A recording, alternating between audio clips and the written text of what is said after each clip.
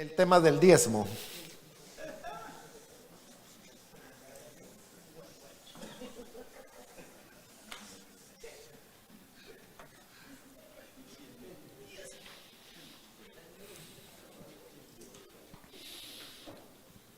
Bueno, ahí igual, ¿verdad? Ahí en el manual ustedes tienen el tema, ahí hay algunas bases bíblicas.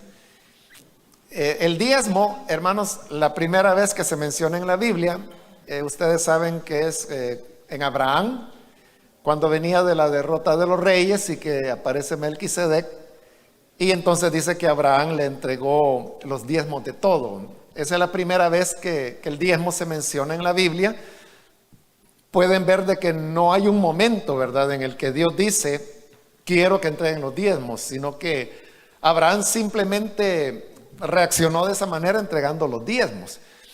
Pero también se sabe, hermanos, que en la región el diezmo no era un tema solamente del judaísmo y que luego pasó al cristianismo, sino que el diezmo era una práctica religiosa que había en muchos cultos que había en el área. Probablemente Abraham había escuchado eso, o probablemente él mismo había aprendido en Caldea el tema del diezmo, y cuando Dios le habla, se le revela y le dice que le va a dar una tierra y se lo lleva a Canaán, como se llamaba en esa época, entonces él sigue la costumbre y entrega los diezmos. Después de eso aparece Jacob, y cuando él va huyendo de su hermano, ¿verdad?, y duerme allá en Luz, como se llamaba la ciudad, y que traducido sería almendro, ¿verdad? Él tiene aquel sueño donde ve al Señor sentado en su trono y los ángeles que subían y bajaban, y cuando él despierta es cuando él hace su promesa de que de todo lo que me des, el diezmo apartaré para ti, y le cambió el nombre y le puso Betel, que significa casa de Dios.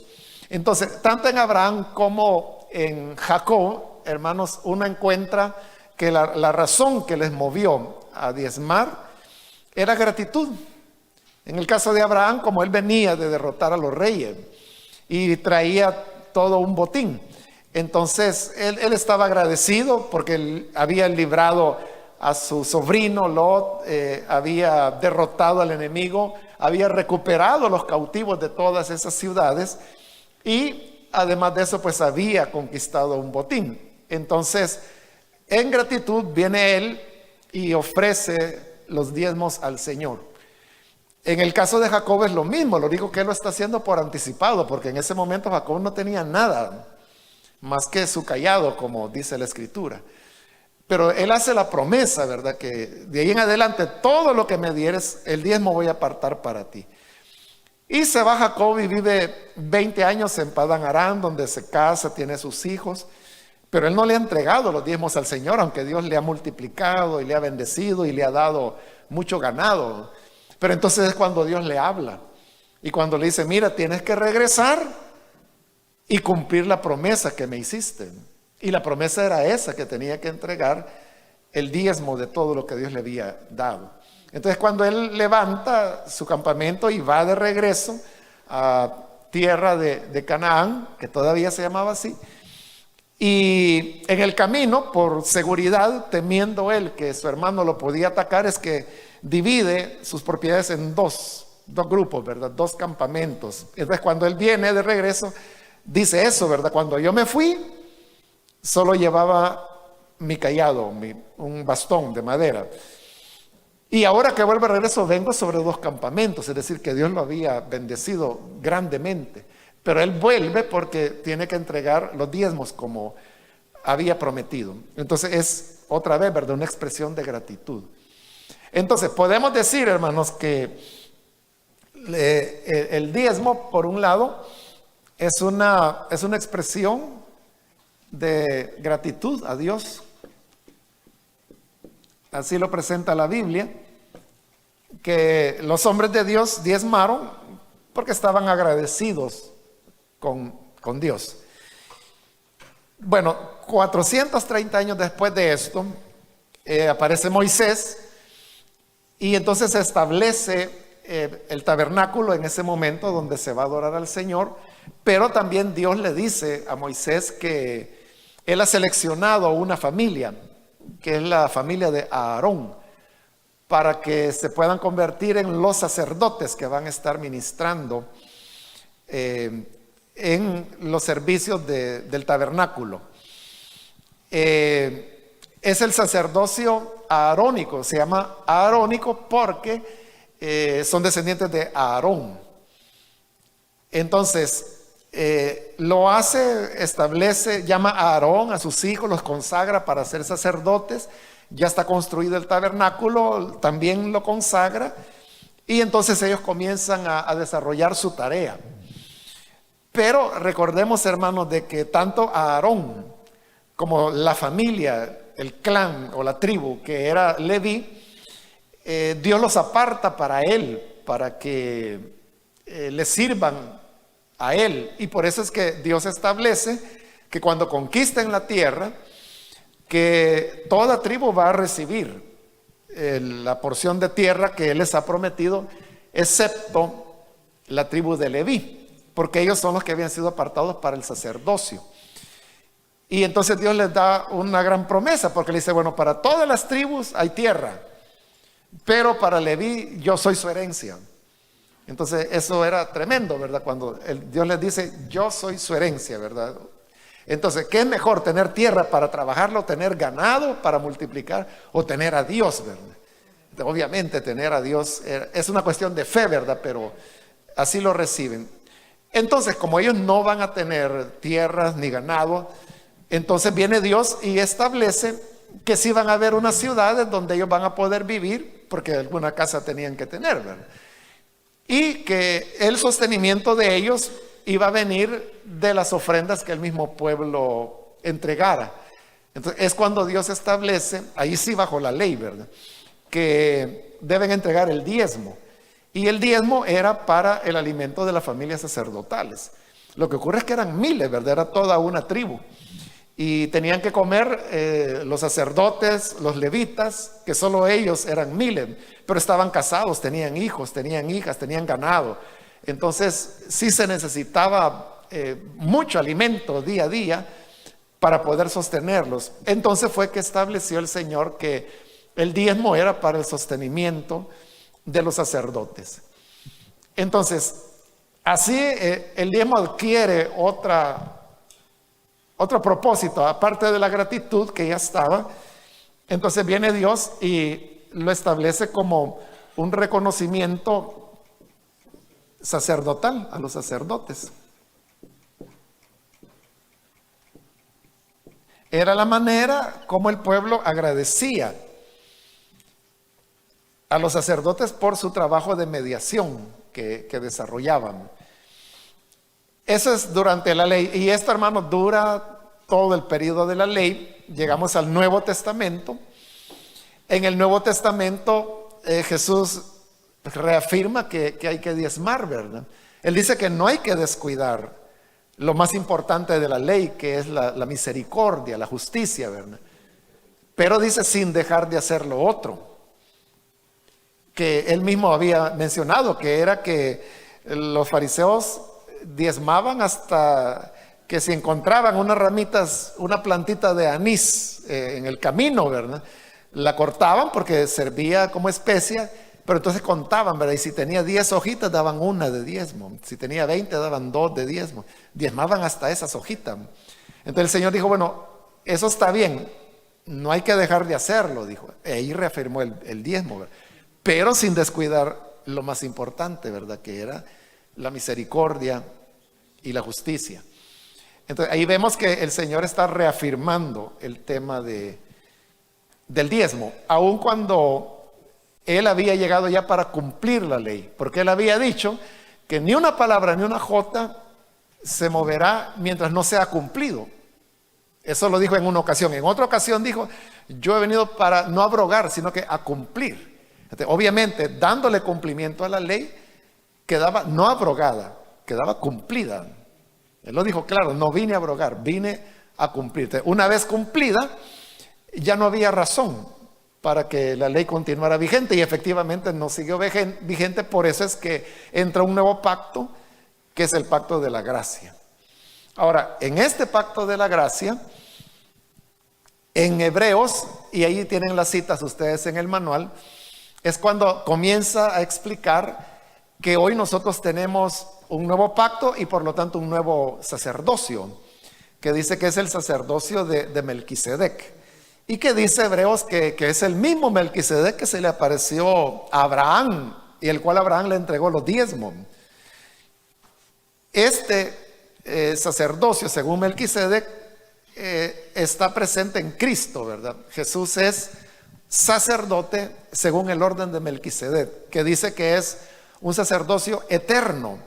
Y como es eterno, es único en su clase. Es decir, hay un solo sacerdote según el orden de Melquisedec, porque como es eterno, no necesita sucesores. En cambio, en el sacerdocio arónico, que es este del que hablamos, ahí sí se necesitaba, ¿verdad? Murió Aarón, quedaron sus hijos, luego sus nietos, luego sus bisnietos, y así fue una sucesión mientras se sostuvo ese sacerdocio. Por ejemplo, en la época de Jesús, los sacerdotes Anás y Caifás, por ejemplo, ellos habían sido establecidos por los romanos. No eran las líneas de sucesión de Aarón, sino que eran designaciones por razones políticas que los romanos habían hecho.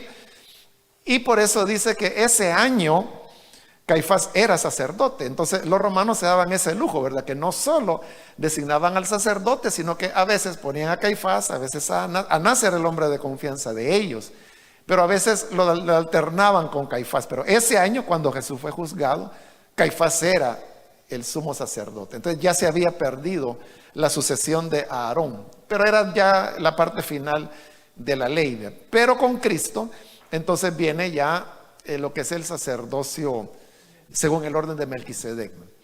Ahora, esto significa de que en el Nuevo Testamento siguen vigentes las dos razones: que los creyentes diezmamos por gratitud a las bendiciones que Dios nos da, pero también por reconocimiento a nuestro sacerdote, y ese es Jesús. Entonces, cuando diezmamos para nuestro sumo sacerdote, que es el Señor Jesús, igual que Israel diezmaba para los sacerdotes levíticos o los sacerdotes descendientes de Aarón, que también eran levitas, eran de la tribu de Leví. Es lo mismo, solo que nosotros tenemos un sacerdocio mejor, eterno, que es el del Señor Jesús. Entonces, en este brevísimo resumen, hermanos, que estoy haciendo, queda claro, en primer lugar, que el diezmo no es de la ley, ¿verdad? Porque los que no les gusta diezmar, de ahí se agarran, ¿verdad? Porque dicen, no, si el diezmo es de la ley, ¿verdad? Ya no estamos bajo la ley. Error, ¿verdad? Porque primero el diezmo no es de la ley, sino que como comienza con Abraham, comienza con Jacob, ahí estamos 430 años antes de la ley. Entonces el diezmo no fue establecido por la ley. Lo más cercano a la verdad es que la ley reafirmó el diezmo, que ya se venía practicando desde los patriarcas. Y luego, cuando la ley es cumplida por el Señor, por lo que Jesús dijo y por lo que dice Hebreos, vemos de que continuó en el nuevo pacto, porque el nuevo pacto seguimos teniendo sacerdote, ya como explica el mismo Hebreo, ¿verdad? Que ya no tiene un santuario aquí en la tierra, como lo tenían bajo la ley de Moisés, sino que dice que, porque los santuarios de la tierra, dice, eran una sombra del verdadero santuario que está en el cielo, que es donde Jesús entró. Entonces él fue al verdadero lugar santísimo y entró con la verdadera sangre del pacto, que no es la sangre de un toro o de un cabrito o de una oveja, sino que es la sangre del Hijo de Dios. Entonces tenemos todo igual, ¿verdad? Hay un sacerdocio y también seguimos teniendo gratitud. Claro, las personas que no tienen gratitud pueden decir, no, yo no le voy a estar dando el diezmo al pastor, ¿verdad? Como que si es al pastor que se le da, sino que es, hermanos, al Señor Jesús como sumo sacerdote a quien se lo damos. Entonces, la verdad es que bíblicamente el diezmo estuvo vigente antes de la ley, durante la ley y después de la ley. Es decir, es un trato de Dios con la humanidad que no está amarrado a la ley de Moisés. En la ley de Moisés, repito, estuvo ratificado, pero no nació allí y tampoco murió allí, sino que trasciende la ley el tema del diezmo. Ahora, el diezmo, hermanos, como todo, ¿verdad? En la vida cristiana, es algo que se entrega por amor. Y igual que la oración, ¿verdad? Que a nadie se le obliga a orar. Si alguien no quiere orar, que no ore, ¿verdad? Pero si alguien va a orar, que lo haga por amor o porque tiene necesidad. Igual, ¿verdad? A nadie no lo podemos agarrar a tablazos porque alguien no se santifica, ¿verdad? Es una cuestión de amor. Nos consagramos, le servimos al Señor por amor. Somos líderes por amor, o somos anfitriones por amor. Igual, el diezmo lo entregamos por amor. Esto significa, hermanos, que no hay una razón por la cual uno tenga que enfatizar ese tema, ¿verdad? En el sentido, o sea, porque algunos dicen, bueno, si usted quiere tener privilegios en esta iglesia, usted tiene que diezmar, porque es parte de su obediencia a la palabra. Y es cierto, ¿verdad? El diezmo es parte de la obediencia a la palabra de Dios. Pero entonces, si está fiscalizando, si las personas entregan diezmos para poderle dar privilegios, entonces ¿por qué no fiscaliza que si están santificándose, si están orando? Es decir, todo lo que tiene que hacerse por amor, ¿verdad? Pero cuando uno se enfoca en el tema del dinero, entonces, hermano, es cuando surgen ya las malas interpretaciones y cuando la gente dice, bueno, como fulano diezma, es un gran pervertido, tiene un montón de mujeres, pero como diezma ahí lo tienen de diácono, ¿verdad? Y en cambio yo, como no puedo, porque hay gente que cree que no puede diezmar, ¿verdad? Entonces dice, a mí no me dan nada, ¿verdad? Entonces el criterio es puramente económico y eso hace daño a la iglesia. Entonces uno, hermano, lo que tiene que hacer es enseñar este tema, ¿verdad? De por qué es bíblico. Ahí en el manual pues está la información. En la nueva edición que se ha sacado del manual, yo tengo la viejita, pero en la nueva edición se ha añadido una sola frase. Ese es el único cambio que se le hizo a todo el manual, ¿verdad? Que se puso la frase que para mí es la clave cuando en Hebreos dice la escritura que allí, refiriéndose a la ley, ¿verdad? Reciben el diezmo hombres mortales, dice, pero aquí, refiriéndose a la gracia, uno de quien se da testimonio de que vive. Entonces, está diciendo claramente que diezmo se da bajo la ley y diezmo se da bajo el nuevo pacto. Allá en la ley, los diezmos los recibían hombres mortales, que eran los levitas. Pero aquí, alguien de quien se da testimonio que vive, ese es Jesús, nuestro sumo sacerdote. Entonces, ese versículo es clave, porque hay gente que dice, mire, ¿y el Nuevo Testamento a dónde dice que hay que diezmar? En Hebreos. Hay todo un capítulo en Hebreos, que es el capítulo 7, me parece, donde explica el tema del diezmo y cómo Abraham diezmó y en Abraham diezmó Leví. Es decir, los que recibían los diezmos de Israel, ellos mismos tuvieron que diezmarle a Melquisedec, que es a quien Abraham le entregó su diezmo. Es decir, que si hasta los mismos sacerdotes que recibían diezmos tuvieron que diezmar en Abraham a Melquisedec, entonces ¿cuánto más grande no es Melquisedec? Mayor razón tenemos nosotros para darle nuestros diezmos al Señor. Estas razones bíblicas que estoy mencionando son, hermanos, las que nosotros tenemos que enseñar a la iglesia. Y también, hermanos, no hacer promesas que la Biblia no dice, porque si usted le dice a la gente, mire, diezme y el Señor le va a dar una casa, diezme y usted va a tener un carro del año. O sea, Dios no ha dicho eso. Lo que Dios ha dicho es que si nosotros entregamos nuestros diezmos, nuestra fuente de sustento no se va a cerrar. Es que el punto es así. El diezmo lo que asegura es nuestro ingreso.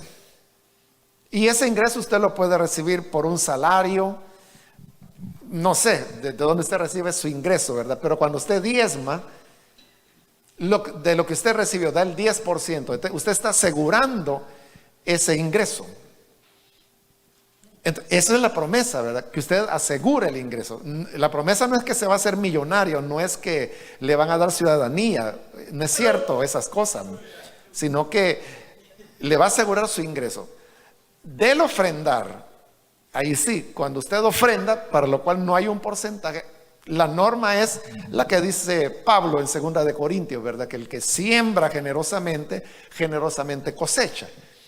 Ahí sí, ¿verdad? Lo que está diciendo es que lo que usted da como ofrenda, el Señor se lo va a multiplicar como una cosecha. Y una cosecha, como en otros lugares Jesús lo dice, es a 30 por 1, 60 por 1, 100 por 1. Entonces, si tomamos el mínimo, 30 por 1, entonces significa que ahí hay una multiplicación. Entonces, las ofrendas, sí, ahí sí, la promesa es una multiplicación. El problema, hermano, es que hay hermanos que entregan fielmente sus diezmos, por ejemplo, pero no ofrendan. Y somos llamados a ambas cosas. En realidad son tres, ¿verdad? La tercera es el tema de ayudar al necesitado, que es lo que Jesús dijo, limosna, ¿verdad? Es el nombre que él dio, que la palabra limosna lo que significa es misericordia. El problema es que en el catolicismo romano lo que se le llama limosna son a las monedas que se ponen en la alcancía de un santo.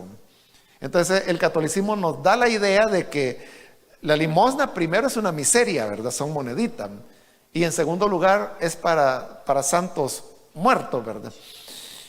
Pero no, en el Evangelio, limosna es lo que damos a una persona para ayudarla. Y no son moneditas, sino que es lo que la persona necesita para salir adelante. Cuando nosotros damos limosna, ayudamos al necesitado, también hay una promesa. Y esa promesa es que el Señor nos lo va a devolver. No de manera inmediata, pero sí cuando nosotros tengamos necesidad. Ahí viene Proverbios, ¿verdad? Cuando dice que el que da al pobre, al Señor le presta. Entonces lo que damos a las personas necesitadas alrededor nuestro es como un ahorro que estamos haciendo. Se lo estamos prestando al Señor y el Señor es buena paga.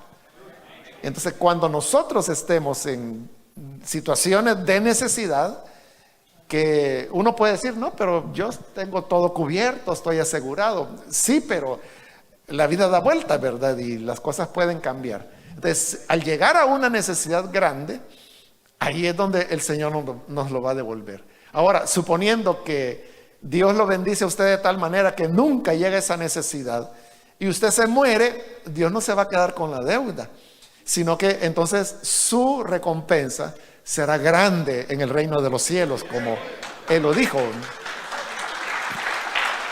Amén. Es decir, no va a quedar usted sin la paga que dijimos, ¿verdad? Que el Señor es buena paga, sino que Él la dará. Y en ese caso mejor, ¿verdad? Porque lo que Él le dé en el reino de los cielos, eso es eterno. En cambio, lo que nos lo devuelva aquí, no lo vamos a gastar. Y si lo dejamos, nos lo van a gastar nuestros familiares, o a quienes se los dejemos, o a quien se ponga más vivo. Se lo va a llevar. Entonces, vea, es diferente, ¿verdad? Lo que cada cosa asegura. Entonces, dar limosna es un ahorro que Dios me lo va a devolver. Dar ofrenda me multiplica lo que doy. Y diezmar me asegura el ingreso de lo que estoy diezmando. Entonces, si usted gana $1,000, por decir algo, ¿verdad? Y usted diezma los $100 de esos 1,000, está asegurando que va a tener esos 1,000 siempre, ¿verdad? Pero entonces noten, no está diciendo de que se le va a multiplicar, ¿verdad? Eso es con las ofrendas. Por eso es de que todos los cristianos deberíamos diezmar, deberíamos ofrendar y deberíamos dar al necesitado. Claro, todo, hermano, es proporcional, ¿verdad? Porque si alguien gana $200, voy a exagerar por alguna razón, pero gana $200, entonces su diezmo solo son 20, no son los 100 del que gana 1,000, ¿verdad? Entonces proporcionalmente es menos, pero siempre está diezmando. Y obviamente al ofrendar, ahí pues como no hay un porcentaje, cada quien da lo que quiere, ¿verdad? Entonces esa persona si quiere puede dar $5 o 10 o los 20, si quiere dar otro 10% de ofrenda. y al necesitado, pues de acuerdo también a su capacidad. A nadie se le está pidiendo que dé de lo que no puede, sino que, como dice Pablo, ¿verdad? Cada uno según haya sido prosperado. Es una cuestión proporcional. Esto, hermanos, es lo que debemos enseñar a la gente, como le digo, no haciéndoles promesas que Dios no ha hecho, pero sí diciéndoles esas verdades bíblicas de que lo que damos como diezmo asegura el ingreso que nosotros vamos a tener. Bien, ahí, hermanos, todo lo demás yo creo que está en el manual. Y mientras haya agradecimiento a Dios y mientras haya un sumo sacerdote, el diezmo estará vigente. El tema ahí se enfoca en el diezmo. Ustedes, si quieren, pues pueden añadir el tema de las ofrendas a la hora de dar este tema, pero realmente la doctrina se enfoca solamente en el tema del diezmo. Esta es la manera, hermanos, como Dios ha planeado que su obra camine, ¿verdad?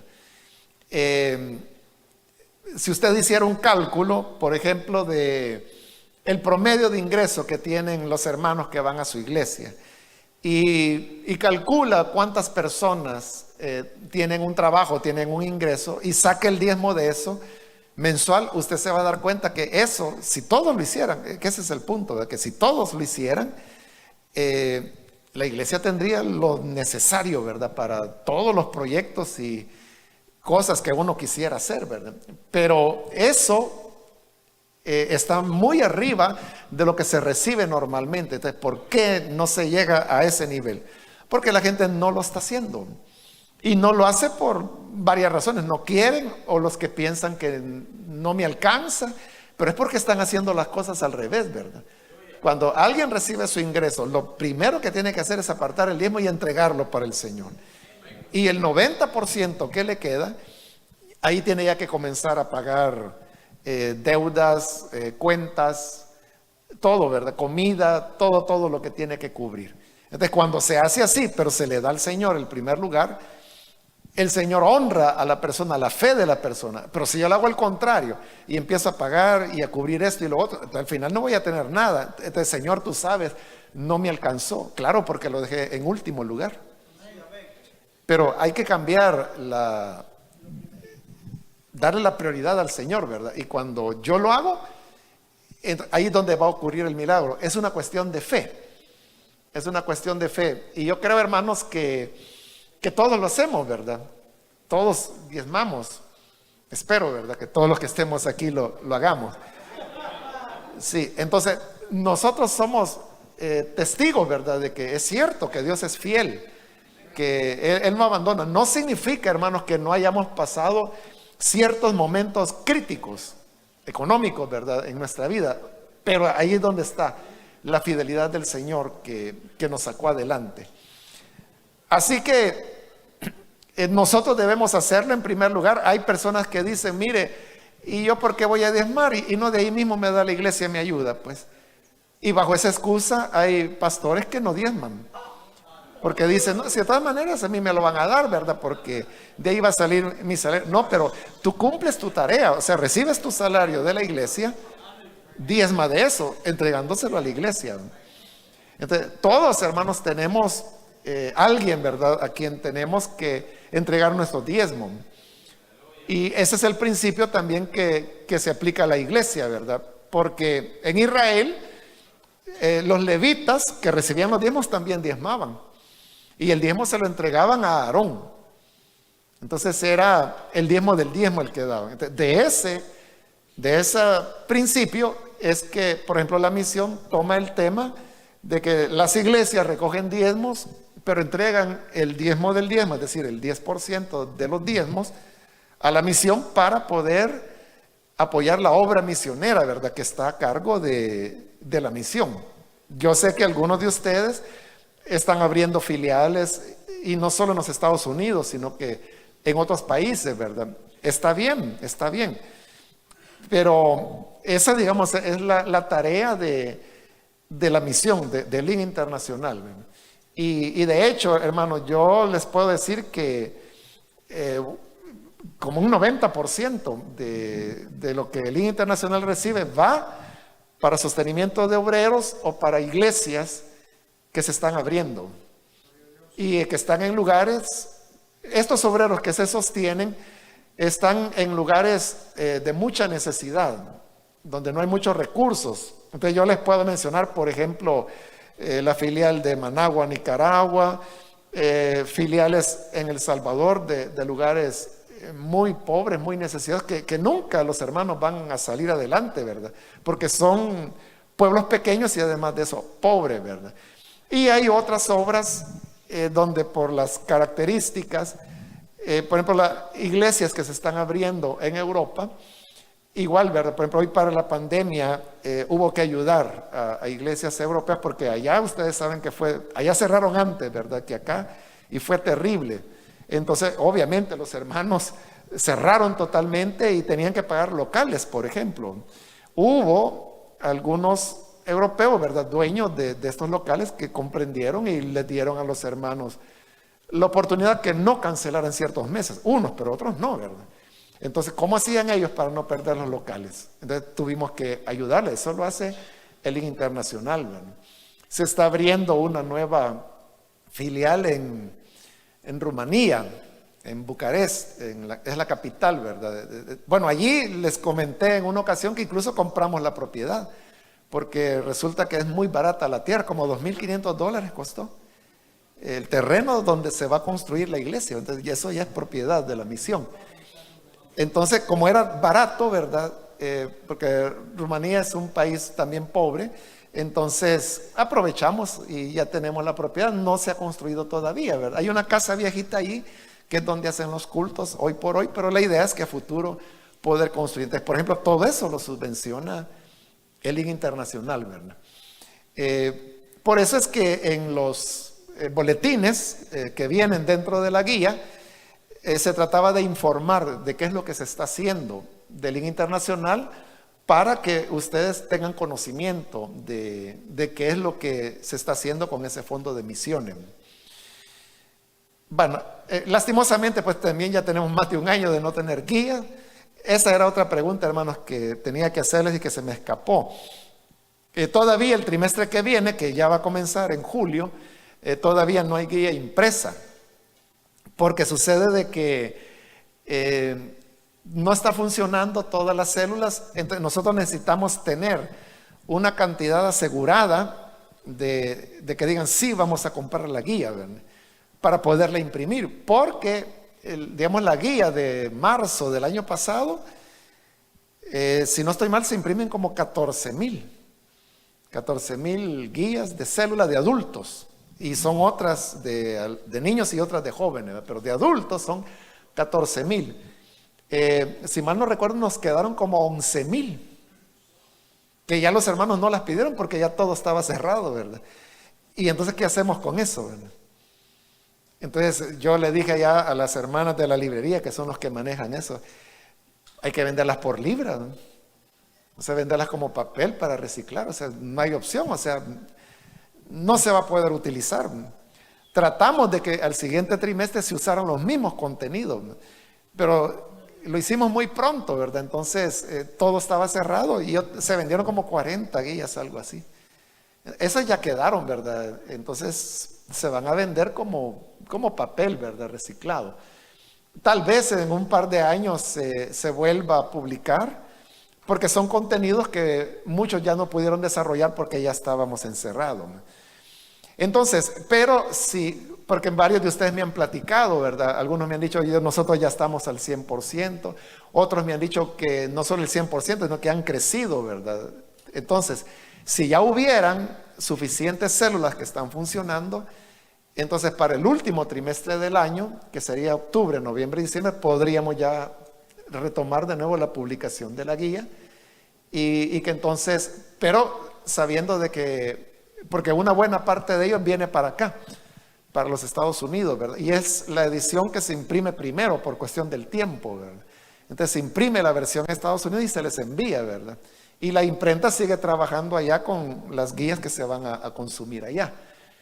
Así que si ustedes, hermanos, consideran de que ya está trabajando y que para octubre ustedes ya adquirirían la guía como se hacía antes, entonces podríamos imprimirla ya para el último trimestre de este año, ¿verdad? Pero yo necesitaría saber eso, ¿verdad? Si ya están o consideran que para octubre van a estar al 100%, o si no, ¿verdad? Y en ese caso mejor esperamos a enero de 2022 para ver si ahí ya se puede imprimir, ¿verdad? Pero dependería de ustedes. Bueno, lo voy a dejar eso al final, hermanos, para no interrumpir el tema. Pero les estaba explicando, ¿verdad?, cómo es que funciona el tema del diezmo. Bueno, me detengo ahí, hermanos, porque creo que es lo que podría añadir en torno a este tema. Y si hubiera alguna pregunta sobre este tema, pueden formularlo, hermanos, en este momento. Ya le van a llevar el micrófono, hermano.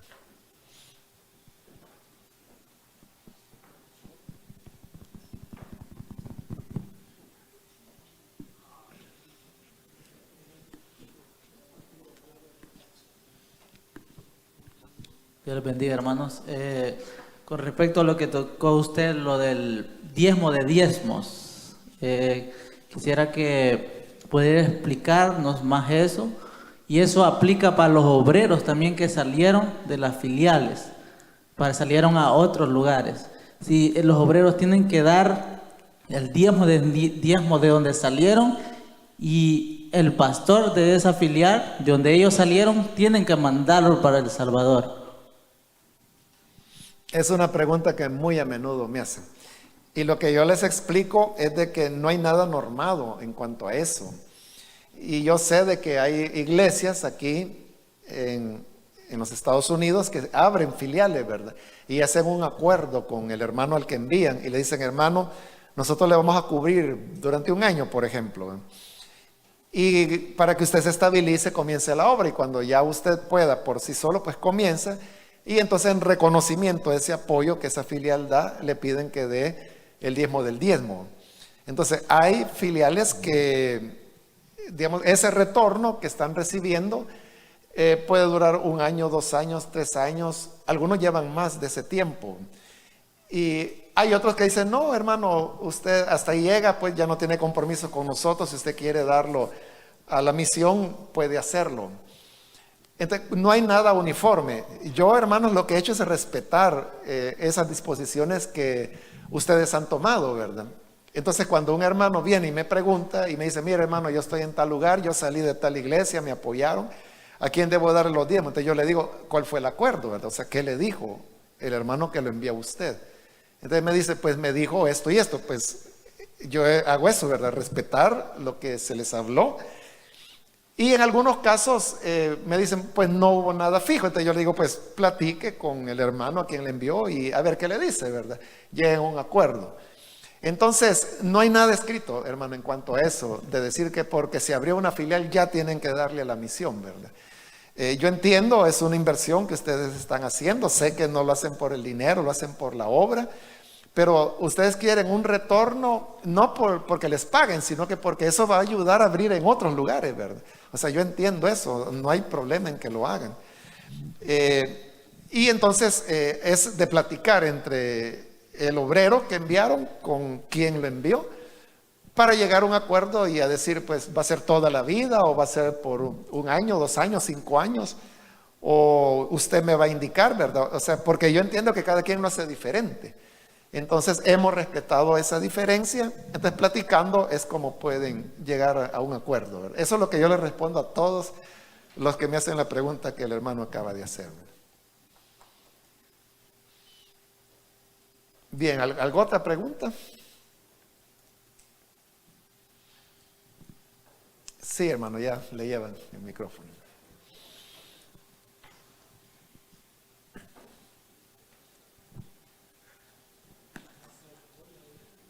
El Señor le bendiga, hermano. Dios lo bendiga. Amén. Está bien claro, ¿verdad?, lo que acaba usted de explicar, de que el diezmo es por gratitud, y estoy de acuerdo, porque era para lo que era el sacerdocio de Leví. Y tanto en el Antiguo Testamento como en el Nuevo, Jesús lo ratifica, y lo que mencionó en Hebreos, que hay un sacerdote, ¿verdad?, que es Jesucristo. Pero a veces surgen preguntas, o por ejemplo, ¿dónde dice la Biblia que la iglesia primitiva diezmó? O sea, yo lo entiendo que en el Nuevo Testamento aparece el Señor como sacerdote, y esa es una respuesta que a veces se da, pero la gente quiere escuchar algo como más claro acerca de la iglesia primitiva. Entonces la pregunta es, ¿hay un pasaje en la Biblia que hable que la iglesia primitiva también diezmó? Sí, el pasaje de Hebreos, ese capítulo 7, ¿verdad? El capítulo 7 de Hebreos, pero algo, porque creo es Pablo el que está ahí escribiendo, pero algo que aparezca, por ejemplo, que la iglesia primitiva lo hizo en el inicio, porque a mi conocimiento solo aparece ofrendas, que es lo que mencionó también de Corintios, ¿verdad? Donde está hablando Pablo acerca de las ofrendas para los santos. Entonces, esa es una pregunta que muchas veces las personas hacen, o exigen más bien un versículo donde diga que la iglesia primitiva lo hacía. O sea, un versículo que diga que Pedro metiendo la mano en la bolsa sacó su diezmo y lo entregó. No, ¿verdad? No hay una descripción así. Pero el hecho de que en Hebreos se esté teologizando el tema es porque era una práctica. O sea, no podían teologizar sobre algo que no hacían. Estoy de acuerdo, sí. Solamente que la pregunta era por si había algo más que añadir para las personas que hacen esas preguntas. No hay un pasaje donde diga así, ¿verdad? Como le dije, ¿verdad? Y traían sus diezmos. No, ¿verdad? No lo hay. Es que lo que sucede, hermano, vaya, igual, ¿verdad? Yo podría, a un hermano que me dijera eso, yo le dijera, mire, y en el Antiguo Testamento, ¿dónde hay un pasaje que diga, ¿verdad? Que un israelita vino y que traía sus diezmos. Bajo la ley, ¿verdad? No poniendo a Abraham, que sí dice, ¿verdad? Que entregó los diezmos. Pero dígame usted, ¿dónde hay un pasaje que diga que David entregó sus diezmos? O que Salomón entregó sus diezmos, que era el más rico, ¿verdad? Que hubo. No hay esos pasajes. ¿Qué significa? ¿Que David y Salomón no diezmaron? Claro que sí, porque estaba en la ley. Pero no hay ningún pasaje que diga que lo hicieron, porque se da por sentado que lo hacían. Entonces la iglesia que nació judía, ¿por qué no iban a diezmar? O sea, el que hace la pregunta es el que no quiere diezmar. O sea, esa es la realidad y anda buscando 5 patas a la mesa, ¿verdad? Cuando solo tiene 4. Gracias, hermano. Bueno, hay varias manos levantadas, vamos a ir ahí poquito a poquito.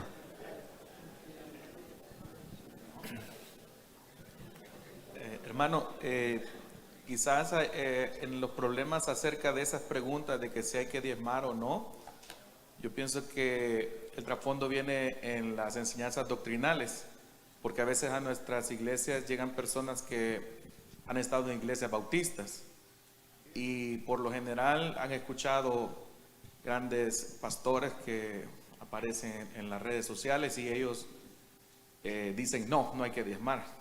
O por ejemplo, no creen en los apóstoles, en los profetas.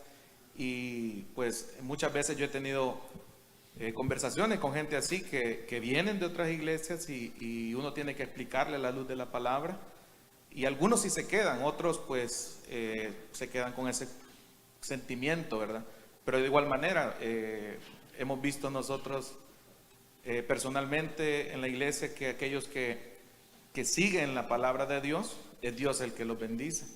Y también hemos visto que los que no lo hacen siempre andan pidiendo prestado, présteme 20, présteme 30, así. Entonces está esa gran diferencia, ¿verdad? Entonces creo que esa es mi observación acerca de eso. Sí, la clave, como bien lo dice el hermano, es enseñar, ¿verdad? Entonces habrá gente que no lo va a aceptar porque no quiere hacerlo, ¿verdad? Entonces ellos son los afectados. Pero como digo, ese no tiene que ser, hermanos, un punto de honor, ¿verdad? Entonces, si no diezma, usted no puede ser miembro de esta iglesia. No, ¿verdad? Venga, nosotros lo vamos a ayudar, ¿verdad? Porque se va a quedar sin trabajo, pero siga viniendo, ¿verdad? Y lo que dice el hermano, ¿verdad? Que por eso yo les decía, hermanos, de que espero, ¿verdad? Que todos diezmemos. Entonces, si todos lo hacemos, yo diezmo desde que tengo 17 años de edad, ¿verdad? Que fue mi conversión. Y yo no tenía trabajo, yo dependía de mis padres. Ellos me daban solamente lo del pasaje del autobús para ir a estudiar. Entonces, ellos me daban 5 centavos diarios. Me daban 25, pero eran 10 centavos de ida en el pasaje y 10 de regreso. Y 5 me quedaban para comprar lo que yo quisiera. Entonces, esos 5 yo los iba guardando y de eso yo diezmaba. Entonces, desde mis 17 años yo he diezmado toda mi vida y sigo diezmando. Y cuando recibo la ayuda de la iglesia, lo primero que hago es apartar el diezmo. No lo toco, sino que inmediatamente, el mismo día, si en la mañana saco del banco, en la tarde yo lo estoy entregando en la iglesia ya. Entrego mi diezmo, entrego mi ofrenda y entrego otra ofrenda más que es para el proyecto Metro a Metro. Entonces eso es devoción mía cada 15 días, toda mi vida. Entonces, y claro, yo sí he pasado momentos difíciles, o sea, hubo tiempos en los cuales yo tenía que pedir prestado. Y gracias a Dios que hubo hermanos en la iglesia que me hicieron el favor, ¿verdad? Y me prestaban lo que necesitaba y me daban cuotas para yo pagarles y les pagaba, ¿verdad? Tuve momentos así, momentos difíciles, pero siempre el Señor proveyó. Y yo no puedo decir que una vez me quedé sin comer, nunca, nunca. Nunca me han quitado el agua, nunca me han cortado la energía eléctrica, nunca me cortaron el teléfono. Siempre lo pude pagar, ¿verdad? Entonces, esa es la fidelidad de Dios. Entonces, eso es lo que nos hace creer, ¿verdad? Que, digamos, si todo esto fuera un engaño y que realmente nosotros estamos forzando los pasajes y que no debemos diezmar, entonces, ¿por qué es que funciona? O sea, si todo es un invento y una exageración nuestra, ¿por qué sí funciona? O sea, ese es el punto, ¿verdad? Entonces, claro, la gente que no lo quiere hacer y que anda buscando excusas y que dicen que es de la ley o que dicen que la iglesia nunca lo hizo, no lo hagan, que no lo hagan, pero ellos son los que van a tener problemas después, ¿verdad? Hermano Héctor. Sí, hermano, en el libro de los Hechos el hermano hizo una pregunta con respecto al diezmo, que literalmente diga diezmo, pero tengo entendido que la iglesia del principio no solo diezmaba, sino que vendían las propiedades y las donaban y las traían lo vendido a los pies de los apóstoles. No había ninguna necesidad al respecto porque eran suplidas. Entonces, cuando nosotros hacemos proyectos, yo lo que mando a los hermanos, los que tienen 4 carros, que vayan a vender uno y traigan las ofrendas.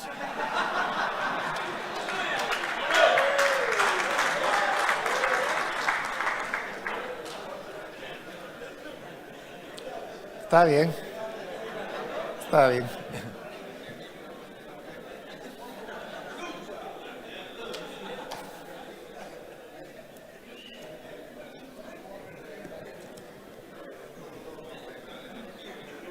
Dios le bendiga, hermano.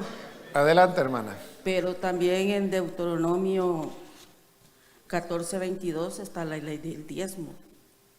Y está también en 26 la primicia y el diezmo también. ¿Verdad?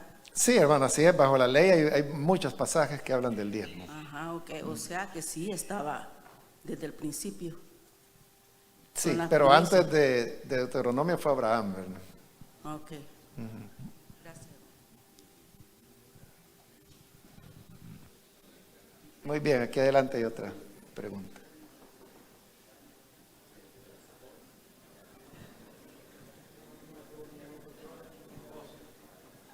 Gracias, hermano. Mi pregunta no es tanto del diezmo, hermano, pero quería nada más como una confirmación, ¿verdad? Con respecto a lo que tradicionalmente llamamos carta a los hebreos. Algunos comentaristas estudiosos consideran que es un sermón, una homilía. Entonces quería saber su opinión con respecto a eso. Sí, una carta definitivamente no es, ¿verdad? Es un libro. Es un libro, es un tratado. Es un tratado. Es un tratado, sí. Pero no es considerado un sermón. No, No, ok, gracias. no. Probablemente sermón sea Santiago. Hay muchos que opinan que Santiago es un sermón, ¿verdad? Pero Hebreos es un tratado. No es carta, porque ustedes pueden ver que no tiene el saludo que toda carta tiene, ¿verdad? Sino que comienza diciendo, Dios, habiendo hablado de muchas maneras a nuestros padres, ahora habla por medio de su Hijo. E igual, ¿verdad? Al final no hay despedida. Entonces, Hebreos no es una carta, aunque uno se acostumbró, ¿verdad?, a decir la carta de Hebreos. Sí. Es un libro, un libro. Hermanos, Dios es un Dios muy generoso y eso se muestra en la naturaleza, porque el agricultor siembra un grano de maíz, por ejemplo, y eso produce una planta, una milpa, ¿verdad? Así se le llama en El Salvador, y esta da elotes y produce yo no sé cuántas, ¿verdad? Semillas por una que se sembró. Entonces, igual es con todo, ¿verdad? Usted puede tener un árbol de mango, por ejemplo, ahí que en El Salvador está terminando ahorita la cosecha de mango, ¿verdad? Y no sé qué pasó este año, hermano, pero nunca me habían llevado tantos mangos a la iglesia como este año. Sí, pero exagerado, hermano. Cantidades, ¿verdad? De mangos. Bueno, hoy que me vine, como voy a estar aquí hasta el siguiente lunes, ¿verdad? Entonces lo que hice es que agarré mango y empecé a repartir, porque cuando yo vuelva ya van a estar arruinados, ¿verdad? Sí, entonces mejor repartía todo el que pude, porque yo solo no me lo iba a comer, ¿verdad? Pero esa es la generosidad de Dios manifestada en la naturaleza, que muchísimo mango, muchísima aguacate, ¿verdad? Entonces, ese es Dios, ¿verdad? Que está mostrando su forma de ser. Nosotros somos los mezquinos, hermanos, de que buscamos una monedita, ¿verdad? Y ahí vienen ya con la ofrenda, entonces buscamos la moneda de 1 centavo solo por levantar la mano y que vean que doy algo, ¿verdad? Lo contrario de Dios, o sea, y Dios es un Dios de generosidad, que da abundantemente, que hace salir su sol sobre buenos y malos, que envía su lluvia sobre buenos y malos. Mire los conejos cómo se multiplican, las flores, los pájaros, ¿verdad? O sea, todo es en abundancia. Entonces, ese es nuestro Dios. La lluvia, ¿verdad? Cuando llueve, usted sabe, bueno, puede haber hasta inundaciones, ¿verdad? Porque es en abundancia que Dios da las cosas. Cuando Jesús multiplicó, o más bien cambió el agua en vino, ¿verdad? Eran tinajas de agua que habían. Ahorita no recuerdo la cantidad de litros que cada una tenía. Pero hay traducciones donde dice cuántos litros, creo que 30 litros eran cada tinaja, y eran 6, ¿verdad? Son 180 litros de vino que hizo Jesús en una casa pequeña como eran las de Galilea, ¿verdad? Porque fue en Caná, en Galilea. Entonces, hermanos, si ahí había para tomar meses. Entonces, ¿por qué Jesús no hizo una botellita? Eso hubiéramos hecho nosotros, ¿verdad? Si nos hubieran dicho, mire, no hay vino, vaya a comprar una botellita, hubiéramos ido a comprar al súper, ¿verdad? Pero Jesús les da 6 tinajas. No estoy seguro de los 30 litros, pero más o menos como 180 litros, ¿verdad? O sea, hermanos, si ya había para beber toda la semana. Esa es la generosidad de Dios. Nosotros somos los que somos bien agarrados, no hemos aprendido a dar. Pero cuando damos con liberalidad, así es Dios, hermano, de recompensarnos, bendecirnos. Lo que pasa es que nosotros mismos somos penosos. Yo soy un gran penoso, hermanos, para pedirle a la gente, o sea, yo motivo la ofrenda todas las veces que me toca predicar, yo la motivo, ¿verdad? Pero yo no soy así, ¿verdad? De que, como algunos, de que saque, busque $100, ¿verdad? O sea, no. Sino que yo les digo, estas son las necesidades, esto es lo que estamos haciendo, estos son nuestros proyectos, esto es lo que necesitamos, ¿verdad? Entonces, si usted quiere colaborar, ahí están los sobres, ¿verdad? Y vamos a orar. Eso es lo que yo hago, ¿verdad? Pero si uno enseña a la gente a ser generosa, entonces la gente da. Y cómo funciona, ¿verdad? O sea, no estamos estafando a las personas. Una cosa que a mí me consuela es que yo no estoy pidiendo para mí, ¿verdad? Igual ustedes no están pidiendo para ustedes, están pidiendo para la obra, ¿verdad? Están pidiendo para la causa del evangelio. Entonces, se da para eso. Uno pide que den para eso. Entonces, Dios es el que va a recompensar.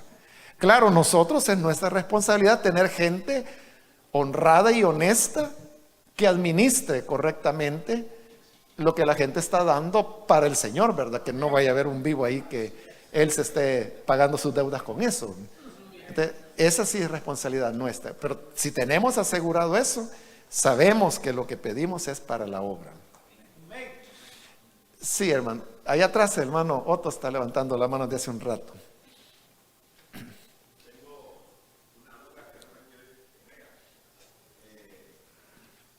Yo no sé, le voy a hablar de Guatemala. Hay iglesias tradicionales e iglesias pentecostales. En las iglesias tradicionales, los diezmos los dan a la iglesia, y es la verdad. Las iglesias con unas grandes cuentas bancarias y los pastores pasando penas porque les dan un sueldo miserable. Y los pastores del área rural en Guatemala sufren. De ahí que cuando el Señor me llamó al ministerio a mí a los 18 años, mi familia no quería, porque me dijo mi papá, de pastor nunca vas a prosperar, porque hay una mala imagen de lo que es un pastor, que cómo sufre. Son así, de algunos, eso es en el área, en las iglesias metodistas. En los pentecostales hay más bendición, porque los diezmos se los dan al pastor. y entonces, es la verdad. Entonces yo quiero que nos aclare, me aclare eso, hermano Omar. En Guatemala los diezmos son para el pastor y las ofrendas son para el mantenimiento de la iglesia. Amén. Asamblea de Dios, Evangelio, todas las denominaciones así están. ¿Cómo es lo correcto, hermano Omar? Bueno, es cierto lo primero que el hermano decía, ¿verdad? Que hay denominaciones donde el pastor vive de miseria, ¿verdad? Y no le dan. Nosotros tratamos de resolver eso, hermanos, por ejemplo, hablando con los ancianos que ustedes tienen en cada congregación, que ellos son los que deben velar por ustedes, ¿verdad? No digo que los tengan ricos, pero que sus necesidades básicas de ustedes, de sus familias, puedan estar llenas, ¿verdad? Cuando eso no está funcionando bien, ahí es donde usted puede pedir ayuda, ¿verdad? Entonces, puedo ir yo, puede ir algún hermano o reunir a los ancianos y hablar con ellos, ¿verdad, hermanos? ¿Qué tal va la obra? ¿Cómo se han sentido? ¿Cómo el hermano está trabajando aquí? Y ustedes ayudan al hermano. Sí, ¿verdad? Le damos $50 al mes, a la semana. Entonces, no, hermano, pero mire, él tiene hijos, están creciendo, ya tienen que ir a... Entonces, se les hace conciencia para que los ancianos puedan ser más generosos.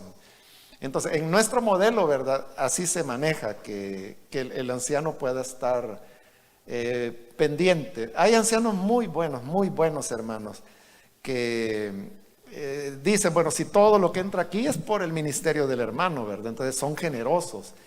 Hay otros que son más agarrados, ¿verdad? Y que prefieren pagar la energía eléctrica, pero que el pastor no coma, ¿verdad? Porque prefieren que no les quiten la energía, pero que aquel aguante, ¿verdad?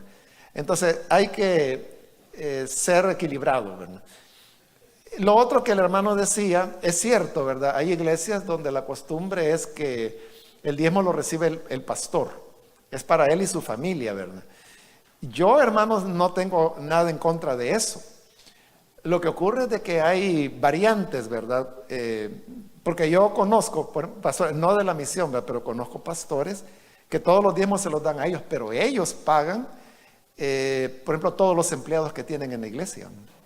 Porque ese es el modelo de que Aarón recibía los diezmos, pero él le daba a los levitas de comer, ¿verdad? Entonces, siguiendo ese orden, ¿verdad? Uno puede decir, bueno, entonces el pastor es el sacerdote. No exactamente, ¿verdad? Pero hay gente que así lo toma. Él es el sacerdote que nos ministra, para él es el diezmo. Está bien, entonces tú vas a pagar todos los salarios. Y también sé de estos pastores que reciben los diezmos que ellos dan ofrendas jugosas a la iglesia, ¿verdad? Porque las ofrendas solas, como bien decía el hermano, para ellos las ofrendas son para los gastos de la iglesia, pero no alcanzan. Entonces el pastor que recibe los diezmos tiene que dar cantidades considerables de dinero para que la iglesia pueda funcionar. Entonces casi venimos a lo mismo, ¿verdad? Yo, hermanos, repito, yo no tengo en contra, si alguien quiere hacerlo así, que lo haga, ¿verdad? Pero yo, en mi caso, hermano, yo nunca aceptaría eso, ¿verdad? Sino que prefiero así como estamos, ¿verdad? Que uno predica, uno motiva las ofrendas, los ancianos cuentan, reciben, remesan, pagan deudas y le dan una ayuda a uno. Entonces yo no me preocupo de nada, ¿verdad? Sino que ellos son los que tienen que estar viendo cómo pagan, ¿verdad? Lo único es que si la cosa va mal, me dicen, ¿verdad? Estamos así o asá, ¿verdad? Por ejemplo, hoy para la pandemia, toda la semana los hermanos me están enviando un reporte, porque fue duro. Durante los meses de encierro fue terrible, terrible. Nos venimos abajo, ¿verdad? Y recuerden que en El Salvador, gente que usa la red para hacer transferencias bancarias es bien poquita. Mucha gente ni siquiera tiene cuentas de banco, entonces no había esa opción que hay aquí, ¿verdad? De que con tarjeta o incluso con PayPal se puede donar a la iglesia. Eso no, ¿verdad? Entonces fue terrible. Gracias a Dios que teníamos un colchón que era lo que teníamos dispuesto para la construcción. Entonces cuando vimos lo que estaba ocurriendo en el mundo, no habían cerrado en El Salvador todavía, ¿verdad? Pero cuando vimos lo que estaba ocurriendo, tomamos la decisión, paremos la construcción y la paramos así. O sea, paren, ¿verdad? Ya no sigan, déjenlo así como está. Y así fue, ¿verdad? Entonces ese dinero, ese fue el colchón que nos salvó. Y justamente estábamos ya, hermanos, era ya la última quincena, cuando en esa quincena dieron ya la orden que se podría abrir de nuevo, 7 meses después. Entonces fue difícil y hasta el día de hoy todavía continuamos trabajando con déficit. Todavía no hemos logrado. Esa es una de las razones por las cuales se suspendió el retiro, ¿verdad? Porque casi la mitad de lo que cuesta el retiro en El Salvador lo paga la iglesia de San Salvador. Entonces, y no estamos en condiciones para eso. Y sobre todo porque ya estamos a mitad del año. Si hubiéramos comenzado por enero o febrero, como se hace todos los años, a ahorrar para el retiro, se hubiera logrado, pero hoy no tenemos esa oportunidad de ahorrar, ¿verdad?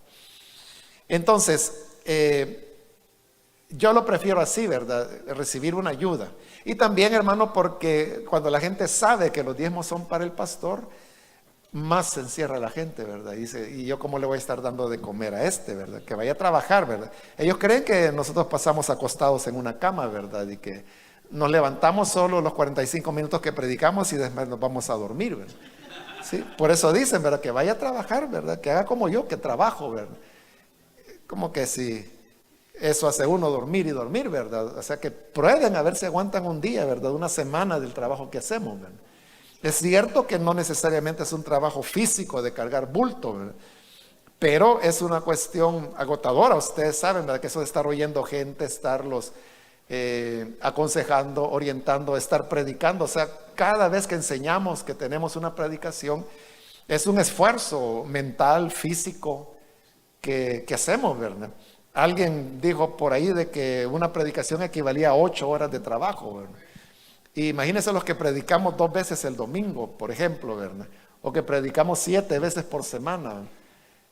Entonces estamos trabajando más de lo que ellos trabajan, pero como ellos dicen que no hacemos nada, ¿verdad?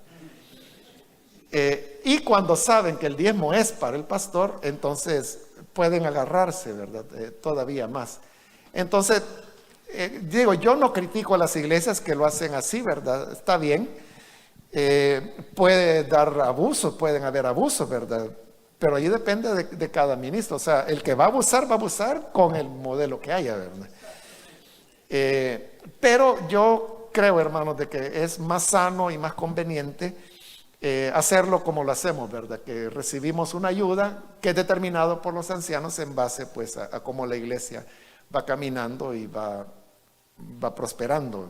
El principio tiene que ser el de bendición, ¿verdad? Si nos bendice, lo que dijo Pablo, ¿verdad? Si nosotros sembramos en ustedes lo espiritual, no es gran cosa que cosechemos lo material. En una ocasión me acuerdo que allá en Santa Ana iniciaba la iglesia y yo decidí invitar a un pastor, ¿verdad? Y les dije a los hermanos ancianos, preparen una ofrenda. Y entonces ellos me comenzaron a preguntar, ¿y este hermano me dice, es casado? Sí, les dije, ¿y cuántos hijos tiene? Tanto, ¿verdad? Entonces estaban haciendo la cuenta en base a lo que podía necesitar, ¿verdad? Y le dije, no, hermanos, ahí no se puede hacer que no tengan ningún hijo y que no esté ni casado, ¿verdad?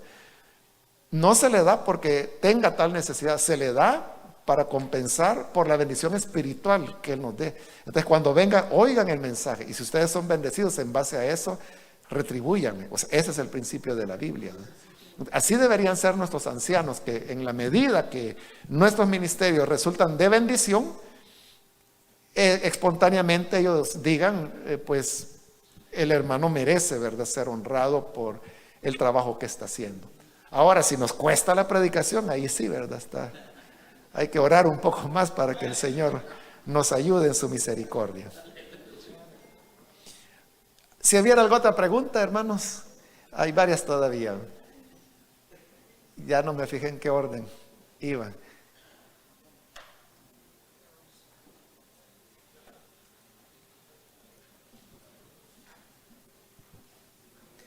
Quería hacer una pregunta, hermano Mario. Cuando uno da el diezmo de diezmo y en esta pandemia tiene la responsabilidad de la persona que uno le da el diezmo de diezmo a ayudarlo, él tiene que tomar la iniciativa o uno tiene que decirle, hermano, necesito ayuda. La iglesia de Greeley sufrió mucho. Hoy, como usted decía, no hemos hecho ni los eventos para poder estabilizar las cuentas. Gracias a Dios que estamos comprando nosotros el local. Y en el tiempo más difícil hacíamos cheques de $5,000, $3,000, y hasta que teníamos el dinero los cambiaron y hemos podido ver la mano de Dios. Pero si la persona donde se está dando el diezmo de diezmo tiene la responsabilidad de apoyarnos, él tiene que tomar la iniciativa o nosotros decirle. Y hoy no podemos, la iglesia, dar el diezmo de diezmo porque estamos estabilizando las cuentas. Esa es mi pregunta. Sí, es que lo que ocurre, hermanos, de que este fue un tiempo excepcional, ¿verdad?, que nos afectó a todos. Sí, hubo iglesias, ¿verdad?, que no dieron el diezmo de diezmo porque ellos mismos estaban enfrentando sus problemas, y es comprensible, ¿verdad? Sí, hermano, esa es la ventaja, ¿verdad?, de estar en una misión, de que ninguno estamos solos, ¿verdad?, todos estamos acompañados. Entonces, si se vive una situación crítica, ¿verdad?, donde, por ejemplo, usted tiene obligación de un pago y no lo puede cubrir, usted lo puede manifestar, ¿verdad?, y decir, estoy en esta y en esta situación. Entonces, para eso estamos, para ayudarnos los unos a los otros, hermano. Sí, hermano. Pastor, mi pregunta es acerca de los diezmos y ofrendas que estamos aprendiendo que se da por gratitud y que se lo damos al Señor. Y estamos aprendiendo también para que poder enseñarlo, ¿verdad? Pero yo quiero preguntarle acerca de la porción de Ezequiel cuando habla traer los diezmos al alfolí, y que hay muchos ministros donde tocan esa parte, ese texto bíblico, y hablan de donde el Señor les dice, ustedes me han robado en vuestros diezmos y ofrendas. Malaquías, perdón. Y dice, ustedes me han robado. Entonces hay ministros que enseñan esa parte de la Biblia y lo enseñan de la manera diciéndole a las personas que son ladronas por no dar los diezmos, y que, como la Biblia dice que los ladrones no heredarán el reino de los cielos, aplican todo eso al pueblo, ¿verdad?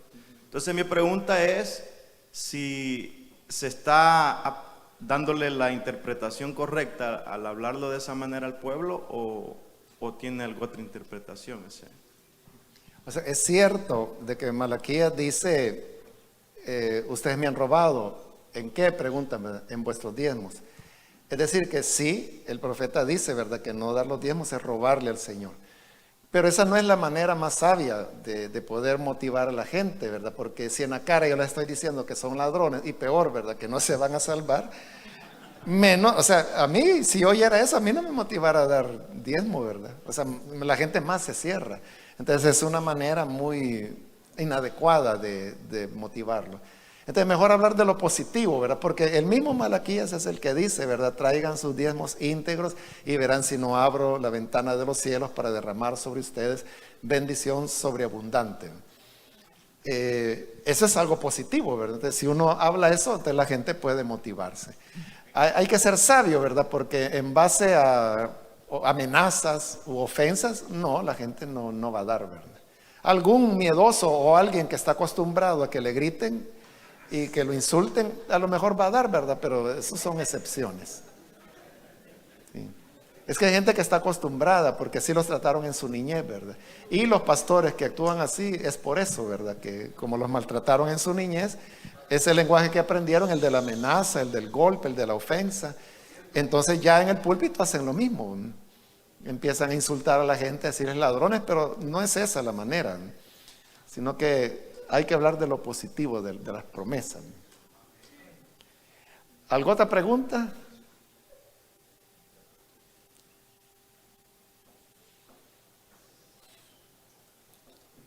Bueno, porque si no hay más, hermanos, ahí estamos terminando el tema del diezmo, ¿verdad? Bien, entonces, hermanos, llegamos hasta acá y mañana, Dios mediante, vamos a ver un tema más con el que estaremos terminando este seminario. Amén. ¿Perdón? Sí, perdón. Hermanos, ¿cuántos están listos ya para recibir la misma cantidad de guías que recibían antes de que empezara la pandemia? Levanten la mano y manténganla así, los voy a contar para ver más o menos cuántos son.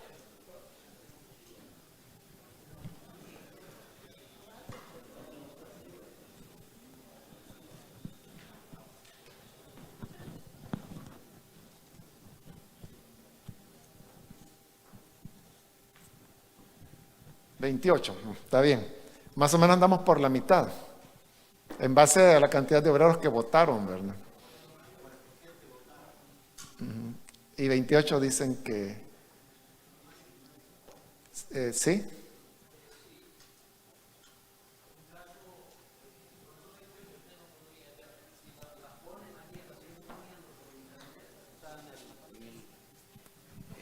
Así como la han estado vendiendo, o sea, dándolo, creo que no los conviene porque siempre la bajarían ahí. Pienso que si las van a enviar, pues sería cortar esa forma de mandar los temas y así para que nosotros podamos. Así es, hermano. Una vez se restablezca la guía impresa, ya no se va a enviar en las versiones de Facebook o de WhatsApp, ¿no? Mano Hernán.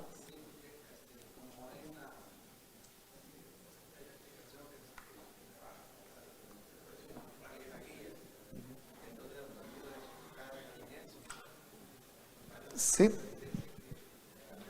que la usan, sí.